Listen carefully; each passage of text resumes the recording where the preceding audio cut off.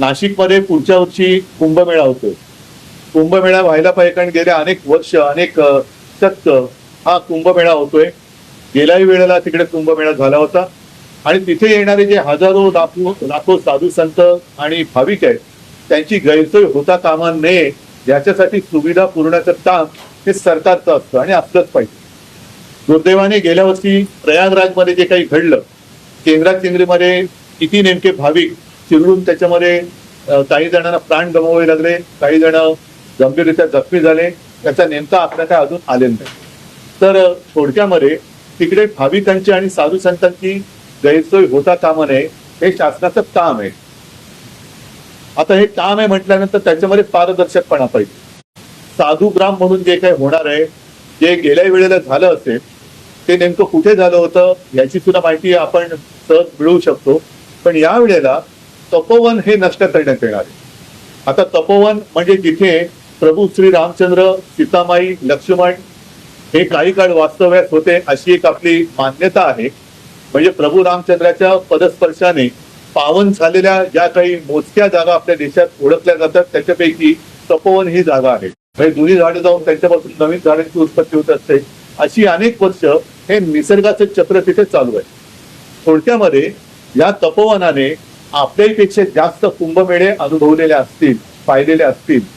आणि मुख्य म्हणजे या तपोवनामध्ये जे काही साधुग्राम म्हणून करण्यात येणार आहे त्या साधुग्राम करण्याला आमचा विरोध नाहीये, पण तपोवनात करण्यात येणार आहे त्याला मात्र आक्षेप आमचा आहे. याचं कारण ही झाडं कापली जाणार आहे. मग प्रभू रामचंद्राच्या पदस्पर्शाने पुरीत झालेली ही भूमी तुम्ही तिकडे आता मग तिकडे जर जागा रिकामी असेल तर तिथेच साधुग्राम का नाही करत? म्हणजे आहे ते मारून टाकायचं आणि मारल्यानंतर पुन्हा तिकडे नव्याने झाडं लावू अशी एक लोणकडीत थाप मारायची. हा हिंदुत्वाच्या नावाखाली चाललेला भ्रष्टाचार आहे. याचं कारण असं की आता कुंभमेळ्याचं जरी कारण देण्यात येत असलं तरी देखील माझ्या हातामध्ये एक अख्खे ते टेंडरची कॉपी चालेल, त्याचं पहिलं पान आहे ज्याच्यात स्पष्ट दिलेलं आहे की तिथे नंतर कॉन्फरन्स हॉल, कन्व्हेन्शन हॉल वगैरे असं यांचं काम आहे की काय. कारण काही म्हणी आपल्याला बदलल्या पाहिजेत. मुंह में रामावर बगल में छुरी असं जे काय म्हणत होतो, आता रामाच्या नावाने ही जागा अदानी हा एक शब्द झालाय कॉन्ट्रॅक्टरचं प्रतीक म्हणून. पण ही जागा उद्या कॉन्ट्रॅक्टरच्या घशात घालण्यासाठी आता कुंभमेळ्याचं कारण पुढे करून तुम्ही तिथली झाडं कापताय किंवा नष्ट करताय हा सरळ तिथल्या जनतेचा आरोप आहे आणि त्याच्याशी मी सहमत आहे. तिथल्या जनतेचं कोणी ऐकत नाहीये. मी सुरुवात करताना जे तर हे भाजपचं थोतांड आहे आणि म्हणून मुंह में राम आणि बगल में अदानी असं यांचं भाजपचं हे हिंदुत्व आहे.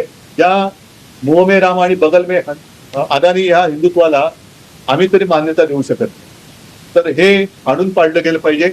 नाशिकच्या जनतेसोबत मी तर म्हणेन केवळ हा आता मी मुंबईत का विषय घेतोय, नाशिकमध्ये होत आहे, माझं काय जातंय नाही, मुंबईने भोगलंय, नाशिकची वेळ आता दुसरी आहे, असं सगळीकडे होत जाणार आहे. त्याच्यामुळे हा केवळ एका शहराचा विषय नसून हा संपूर्ण राज्याचा विषय आहे. तिथे सर्व निसर्गप्रेमीच नव्हे तर आपल्याला पुढे श्वास घ्यायला कसा त्रास होणार आहे याची जाणीव ज्यांना झाले त्यांनी सगळ्यांनी याला विरोध केला पाहिजे.